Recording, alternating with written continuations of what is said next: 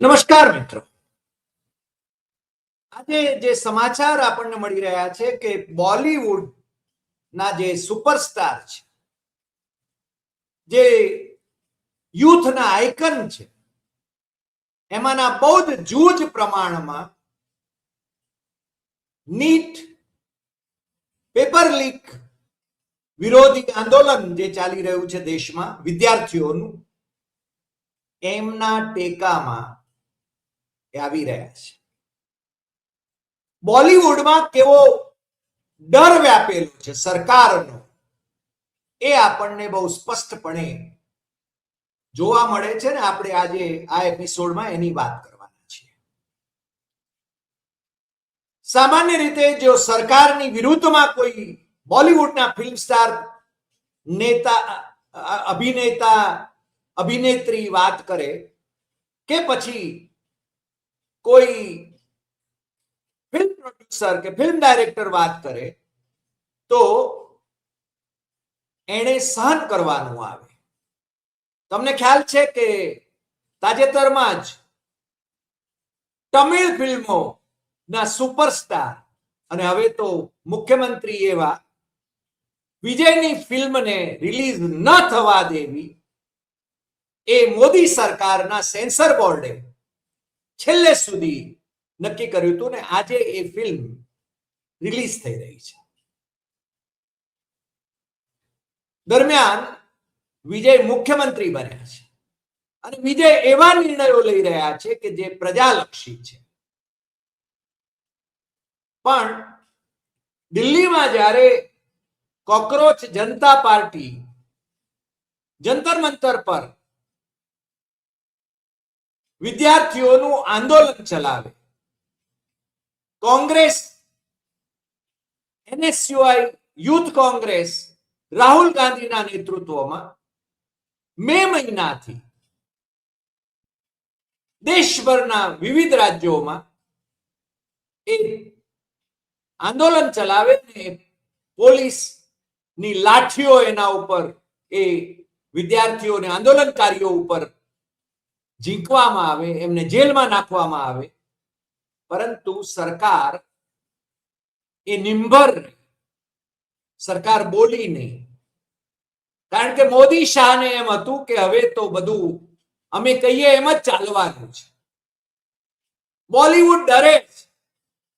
હમણાં સલમાન ખાન અને અનુપમ ખેર એમને વિદ્યાર્થીઓને ટેકો આપ્યો છે, પણ એમના ટ્વીટ છે ને એ વાંચવા જેવા છે કે આનો લાભ કોઈ રાજકીય દ્રષ્ટિએ ન લઈ જાય એની કાળજી રાખવી જોઈએ. એટલે એમણે છે ને દૂધ અને દહીં બંનેમાં પગ રાખવા માટે જ આ ખેલ કર્યો છે.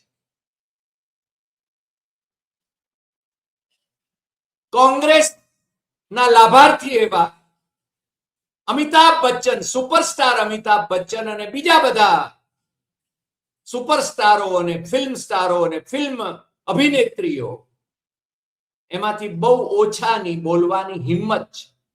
પણ કેટલાક બે ધડક જંતર મંતર પર જઈને આ આંદોલનકારીઓને પોતાનું સમર્થન આપવા માટેની હિંમત દાખવી શક્યા છે. એમાં મારે જે નામ લેવાના હોય એમાં પ્રકાશ રાજનું નામ તો નિશ્ચિતપણે લેવું પડે, શબાના આઝમીનું નામ મારે લેવું જ પડે, નસીરુદ્દીન શાહનું નામ લેવું જ પડે, દલજીતનું નામ લેવું પડે, સોનુ સૂદનું નામ લેવું પડે, રિતેશ દેશમુખ અને જનેલિયા એનું નામ લેવું પડે, સોનાક્ષી સિન્હા એણે તો બાહોશીપૂર્વક નિવેદન કર્યું, રાજકુમાર રાવ, ભૂમિ પેડનેકર, હુમા કુરેશી, અનુરાગ કશ્યપ, દિયા મિર્ઝા, સ્વરા ભાસ્કર, જિન્નત અમાન, રત્ના પાઠક શાહ, ઇમરાન ખાન, વીરદાસ અને કઈક કેટલાકના નામ લઉં. પણ આ બધા જાણીતા હતા કે જે આ સરકારની જ્યાં જરૂર પડે ત્યાં ટીકા કરવા માટે આગળ આવતા. એમણે સહન પણ કર્યું છે. પણ આપણા શાહરૂખભાઈનું શું, આપણા અમિતાભભાઈનું શું, ફિલ્મ અભિનેત્રીઓનું શું? મારે અભિનંદન તો આપણા ક્રિકેટરોની પત્નીઓને આપવા પડે કે જસપ્રીત બુમરાહની પત્ની સંજના ગણેશન, રોહિત શર્માની પત્ની રીતિકા, સૂર્યકુમાર યાદવની પત્ની દેવિશા શેટ્ટી, એમણે આંદોલનકારીઓને ટેકો જાહેર કર્યો અને ક્રિકેટમાં હવે એમની કારકિર્દી કેવી રીતે રહેશે, એમના પરિવારની, એને પણ જોખમમાં મૂકવાની તૈયારી સાથે ભવિષ્ય જે આ દેશનું છે, યુવાધન છે, એને પડખે ઉભા રહેવાની એમણે હિંમત કરી.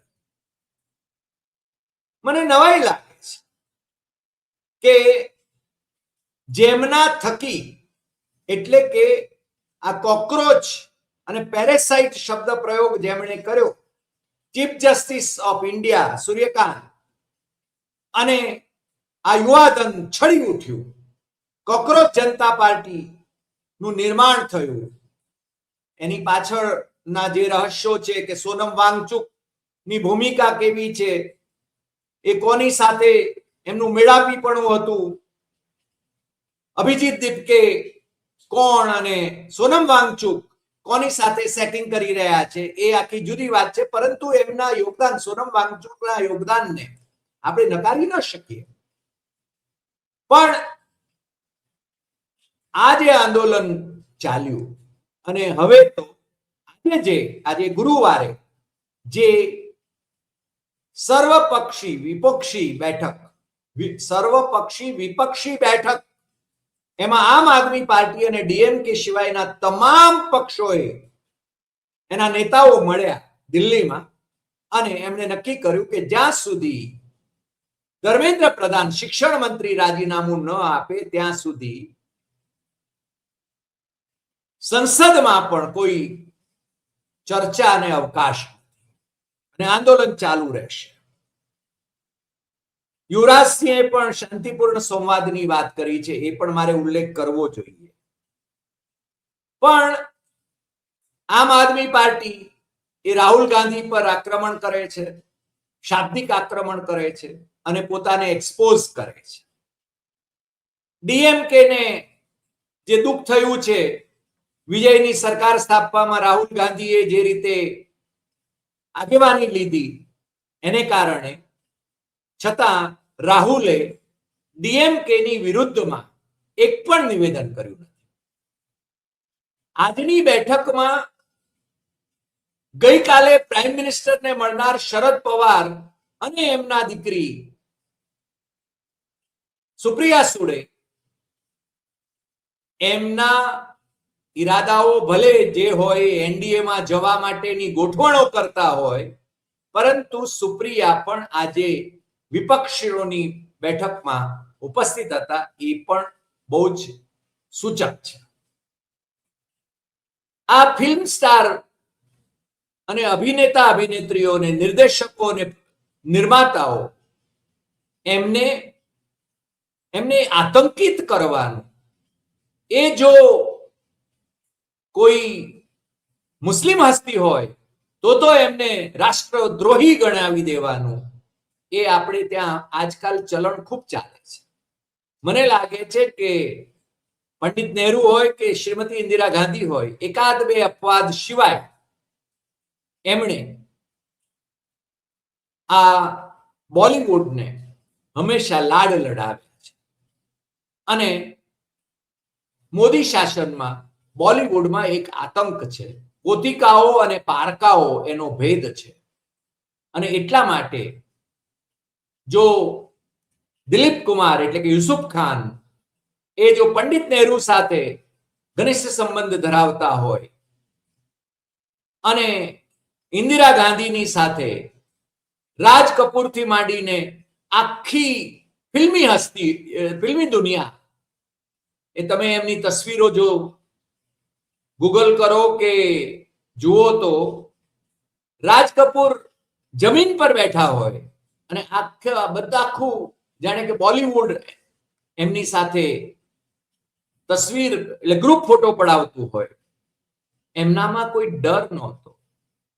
ક્યારેક કિશોર કુમારની વાત લેવામાં આવે, દેવાનંદની વાત લેવામાં આવે, ઇમરજન્સીની વાત કરવામાં આવે કે મજરૂ સુલતાનપુરીની વાત કરવામાં આવે તો એ થોડા ઘણા અપવાદ સિવાય, અને એ પણ મને લાગે છે જૂજ આવા ઉદાહરણો સિવાય, બાકી બોલિવૂડને હંમેશા કોંગ્રેસ કે બીજા પક્ષો, ઇવન અટલ બિહારી વાજપેયીની સરકાર હતી ત્યારે પણ લાડક લડાવ્યા છે.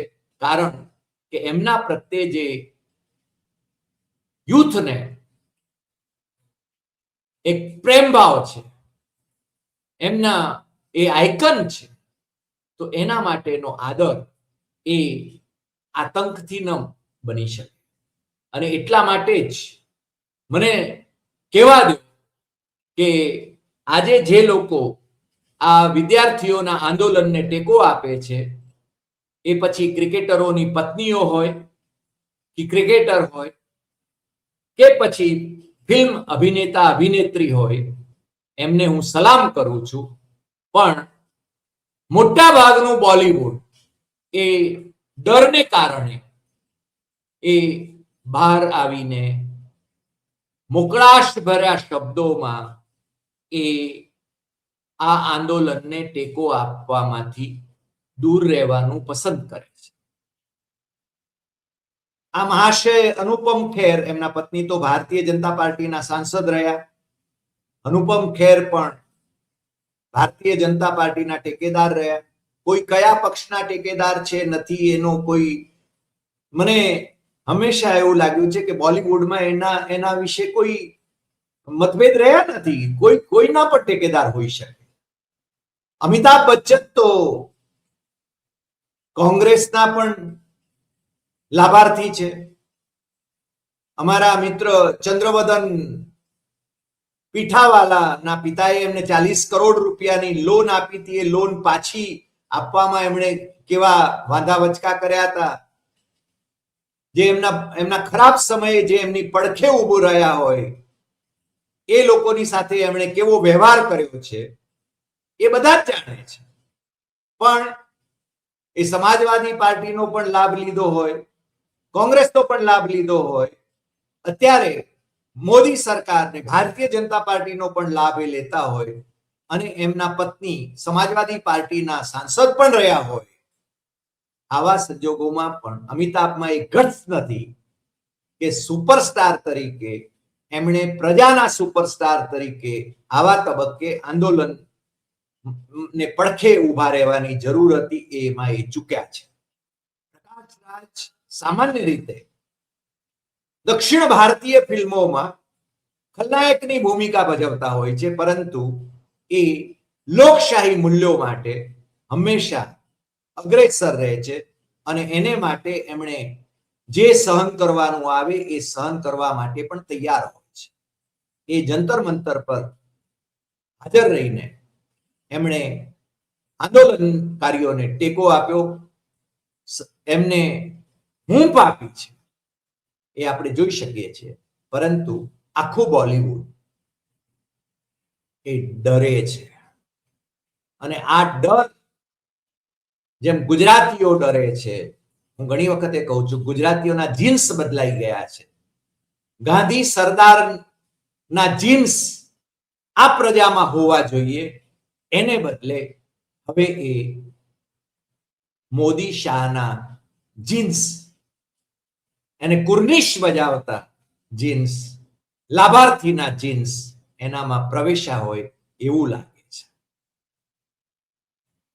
કમનસીબી એ છે કે આવા સમયે જ્યારે રાષ્ટ્રીય સ્તરે વિદ્યાર્થીઓનું આંદોલન, ન્યાયી આંદોલન એ ચલાવવામાં આવી રહ્યું હોય અને એમના પર પોલીસ અત્યાચાર કરતી હોય, અમિત શાહની પોલીસ, મોદીની પોલીસ અત્યાચાર કરતી હોય, ત્યારે એમના એક મંત્રી જેપી નડ્ડા ગઈકાલે પ્રેસ કોન્ફરન્સ કરે છે અને કયા કોંગ્રેસ શાસિત રાજ્યોની અંદર પેપર લીક થયા એની એ વાતો કરે છે, પણ ભારતીય જનતા પાર્ટી શાસિત રાજ્યોની અંદર ગુજરાત સહિત કેવા પેપર લીક થયા અથવા કેવા ગોટાળા થયા, સરકારી નોકરીઓમાં પસંદગી માટે કેવી કેવી અન્યાય થયા એની વાત એ કરતા નથી.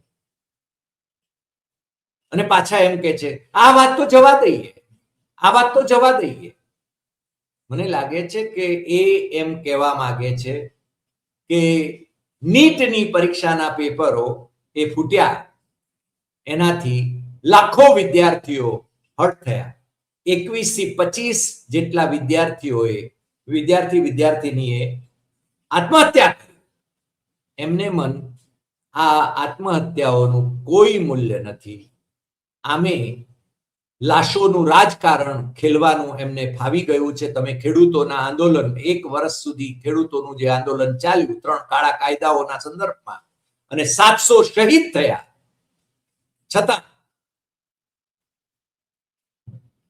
પ્રાઇમ મિનિસ્ટરે એમને અંજલિ આપવાને બદલે એમ કહ્યું હતું કે અમે લોકોને સમજાવી નહીં શક્યા અને એમણે કાળા કાયદા પાછા ખેંચવા પડ્યા હતા અને આજે પણ એમને એનો અફસોસ નથી. ગુજરાતમાં પણ ખેડૂતોનું આંદોલન ચાલ્યું. એ આંદોલનમાં પણ તડા પડાવવાની કોશિશો એમના થકી થઈ, એમની ભારતીય જનતા પાર્ટી થકી થઈ અને એ રીતે એ તડા પડાવીને અંગ્રેજોની જેમ ભાગલા પડાવો અને રાજ કરો એની નીતિ મોદી શાહ અપનાવી રહ્યા છે. પણ હવે મને એવું અનુભવાય છે કે એમના દિવસો પણ ભરાઈ ગયા છે. આજે જે Suryakant, justice Suryakant, chief justice of India, જેમને વિદ્યાર્થીઓ ઉપર અત્યાચારનો વિડીયો જોવાનો સમય નહોતો ને કહેતા હતા કે અમારો સમય બગાડો નહીં, એમણે આજે કહ્યું છે કે લંચ પછી જો કોઈ સમાધાન નહીં નીકળે તો અમે ઇન્ટરવીન કરીશું.